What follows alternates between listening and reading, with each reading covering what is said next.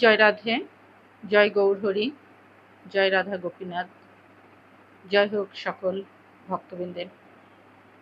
পুরুষোত্তম ব্রত, এই পুরুষোত্তম ব্রত কি, বা এই শ্রী শ্রী পুরুষোত্তম মাসের মহিমাই বা কি?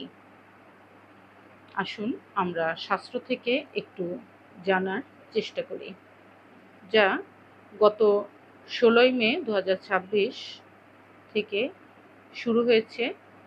এটা মহাপাপ বিনাশিনী শ্রী শ্রী পুরুষোত্তম ব্রত বা পুরুষোত্তম মাস। শাস্ত্র অনুযায়ী পুরুষোত্তম মাস অন্যান্য মাস অপেক্ষা 1000 গুণ বেশি ফলদায়ক। তাহলে পুরুষোত্তম মাসটা আসলে কি? হিন্দু সৌর পঞ্জিকায় একটি বিশেষ অতিরিক্ত মাস রয়েছে, যা অধিক মাস বা মল মাস বা অধিমাস, সর্বোপরি পুরুষোত্তম মাস নামে পরিচিত। বৈদিক শাস্ত্রে এই মাসকে ভগবান শ্রীকৃষ্ণের স্বীয় মাস বলেও উল্লেখ করা হয়েছে। এই মাসে ভগবান শ্রীকৃষ্ণের প্রতি সামান্য ভক্তি করলেও প্রেমভক্তি বর্ধিত হয়। ভগবত ভজন, হরিনাম, গীতাপাঠ, ভাগবত পাঠ, শ্রবণ, দান, তীর্থস্নান, বৈষ্ণব সেবা সবকিছুই এই মাসে অসীম ফলদায়ক। চন্দ্রবর্ষে থাকে প্রায় 354 দিন, আর সৌরবর্ষে থাকে 365 দিন। ফলে প্রতি বছর প্রায় 11 দিনের পার্থক্য সৃষ্টি হয়। এই ব্যবধান পূর্ণ করার জন্য প্রতি প্রায় 32 মাস 16 দিন 4 ঘন্টা অন্তর একটি অতিরিক্ত মাস যোগ করা হয়। এই অতিরিক্ত মাসই অধিমাস বা পুরুষোত্তম মাস বলে পরিচিত। সূর্য সিদ্ধান্তে বলা হয়েছে, এক মহাযুগে 15,93,336টি অধিমাস এবং 51,84,000টি সৌর মাস বিদ্যমান থাকে। এইভাবে জ্যোতির্বিদ্যাগত ভারসাম্য বজায় রাখার জন্য অধিমাসের আবির্ভাব ঘটে। স্মার্ত বা পারমার্থিক শাস্ত্রের দৃষ্টিভঙ্গিতে এটা দেখতে গেলে যেমন স্মার্ত মতে আসে যজ্ঞ, কর্ম, সামাজিক বিধি ইত্যাদি কেন্দ্রিক, আর পারমার্থিক শাস্ত্র বলে ভাগবত ভক্তি, আত্ম উদ্ধার এগুলোর উপরে।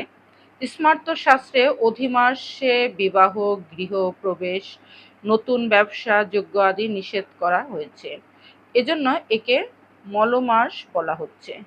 কিন্তু পারমার্থিক বৈষ্ণব শাস্ত্রে এই মাসকে সর্বোচ্চ ভক্তিময় মাস বলা হয়েছে, কারণ এই মাসে জাগতিক কর্মের বিঘ্ন কম থাকে আর ভক্তি সহজে বৃদ্ধি পায়। তাহলে অধিমাস কিভাবে পুরুষোত্তম মাস হলো? আসুন আমরা পদ্মপুরাণ আর নারদীয় পুরাণের কাহিনী থেকে তা বোঝার চেষ্টা করি। প্রাচীনকালে অধিমাসকে কেউ সম্মান করত না, কোনো দেবতার এখানে অধীন ছিল না, কোনো উৎসবও ছিল না, মানুষ তাকে অপবিত্র মাস বলে ঘৃণা করত। অতীব দুঃখে কাতর হয়ে অধিমাস বৈকুণ্ঠে গিয়ে ভগবান শ্রী নারায়ণের শরণ নেন। নারায়ণ তাকে নিয়ে গোলকধামে শ্রীকৃষ্ণের কাছে যান। তখন ভগবান শ্রীকৃষ্ণ করুণায় অভিভূত হয়ে বলেন, যেমন আমি পুরুষোত্তম নামে জগতে প্রসিদ্ধ, তেমনি এই অধিমাসও আজ থেকে পুরুষোত্তম মাস নামেই প্রসিদ্ধ হবে। তিনি আরো বললেন, অন্যান্য মাস জাগতিক কামনা পূরণ করে, কিন্তু এই মাস পুরুষোত্তম মাস নিষ্কাম ভক্তির মাস। এবং যে ব্যক্তি নিষ্কাম বা সকামভাবেই হোক না কেন এই অধিমাসে ভক্তি ভরে ভজন করবে, তার পাপ দগ্ধ হয়ে যাবে এবং সে নিশ্চয়ই আমাকেই লাভ করবে। নারদীয় পুরাণে দ্রৌপদীর পূর্বজন্মের একটি কাহিনী এখানে উল্লেখ করা যায়, যে দ্রৌপদী পূর্বজন্মে ঋষি মেধাবীর কন্যা ছিলেন। দুর্বাসা মুনি তাকে পুরুষোত্তম মাস পালনের উপদেশ দেন, কিন্তু তিনি অধিমাসকে মলমাস ভেবে অবজ্ঞা করেন। ফলে দুর্বাসা মুনি রুষ্ট হয়ে বলেন, তুমি এই মাসকে অবজ্ঞা করেছ, তাই পরজন্মে বহু দুঃখ ভোগ করবে। পরবর্তীতে তিনি কঠোর তপস্যা করে শিবের নিকট স্বামী প্রার্থনা করেন। ৫ বার স্বামী দাও বলায় শিব আশীর্বাদ করেন, তোমার ৫ জন স্বামী হবে। সেই কন্যাই পরের জন্মে দ্রৌপদী রূপে জন্মগ্রহণ করেন এবং পঞ্চ পাণ্ডবের পত্নী হন। পাণ্ডবদের পুরুষোত্তম ব্রত পালন বনবাসকালে শ্রীকৃষ্ণ পাণ্ডবদের বলেন যে তোমরা পুরুষোত্তম মাস উপেক্ষা করেছ, তাই দুঃখ ভোগ তোমাদের করতেই হবে। পরে পাণ্ডবগণ ভক্তিভরে পুরুষোত্তম ব্রত পালন করেন। পাণ্ডবগণ বিধিপূর্বক পুরুষোত্তম ব্রত পালন করে সমস্ত দুঃখ অতিক্রম করেন এবং পুনরায় অতুলনীয় রাজ্যসুখ লাভ করেন। রাজা দৃষ্টম্বর একটি কাহিনী স্কন্ধ পুরাণে উল্লেখ আছে। সেখানে পাওয়া যায়, বদরিকা আশ্রমে নারদ মুনি নারায়ণ ঋষির কাছ থেকে পুরুষোত্তম ব্রতের বিধি শ্রবণ করেন। পরে বাল্মীকি মুনি রাজা দৃষ্টম্বরকে সেই ব্রতের মাহাত্ম্য কথা বর্ণনা করেন। তিনি বলেন, অশ্বমেধ যজ্ঞের চেয়েও অধিক ফল পুরুষোত্তম ব্রত পালনে লাভ হয়। শাস্ত্রে এই পুরুষোত্তমের মহিমা কি বলা হলো আমরা একটু জেনে নেওয়ার চেষ্টা করি। পরমেশ্বর ভগবান শ্রীকৃষ্ণের ঘোষণা, পুরুষোত্তম মাস পালনকারী আমার নিকট অধিক প্রিয়। তার পাপ ভস্মীভূত হয় এবং সে গোলক ধাম লাভ করে।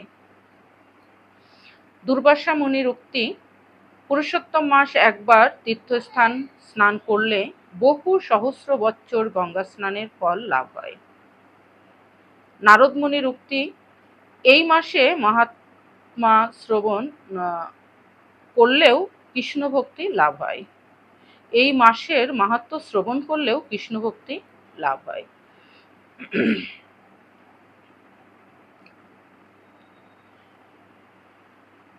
বাল্মীকি মুনি বলেছিলেন, শত অশ্বমেধ যজ্ঞের চেয়েও অধিক মাস অধিকও পুণ্যফল প্রদানকারী। নৈমিষারণ্যে ঋষিগণের প্রতি সুত গোস্বামীর উক্তি ছিল, পুরুষোত্তম মাস ভক্তের ইচ্ছা পূরণকারী কল্পবৃক্ষের স্বরূপ। শ্রীমদ্ ভাগবতের দ্বাদশ স্কন্ধে বর্ণিত মহিমায় বলা হলো, এই মাসে ক্ষুদ্র সৎকর্মও কোটিগুণ ফলদায়ক। এই মাসে প্রতিদিন গীতাপাঠ মোক্ষদায়ক, গোদান, অন্নদান, বিদ্যাদান, মহাপুণ্যময় হরিনাম জপের ফল অসীম বৃদ্ধি পায়। পুরুষোত্তম মাসে আমাদের কি করণীয় তা কম বেশি আমরা সবাই জানি, তবুও আমরা একটু শ্রবণ করি। ব্রাহ্ম মুহূর্তে জাগরণ, ভোরে উঠে স্নান জপ করা, তীর্থ স্নান, শাস্ত্রে বলা হলো সমুদ্রে পতিত নদীতে স্নান করাটাই শ্রেয়। এছাড়া তিলক ধারণ, রাধাকৃষ্ণের অর্চন, হরিনাম জপ, গোবর্ধনধারী, গোপাল স্তব, গীতা ভাগবত, বিশেষ করে গীতার 15তম অধ্যায় পুরুষোত্তম যোগ প্রতিদিন পড়া, প্রদীপ দান, প্রতিদিন ঘৃত প্রদীপ অর্পণ, উপবাস, সংযম, একাদশী পালন, নিরামিষ ভোজন, অল্প আহার করা, বৈষ্ণব সেবা, ব্রাহ্মণদের ভোজন করানো, এছাড়া অন্নদান, গোদান, বস্ত্রদান, বিদ্যাদান, ভাগবত বিতরণ ইত্যাদি এই মাসে উল্লেখযোগ্য ফল পাওয়া যায়।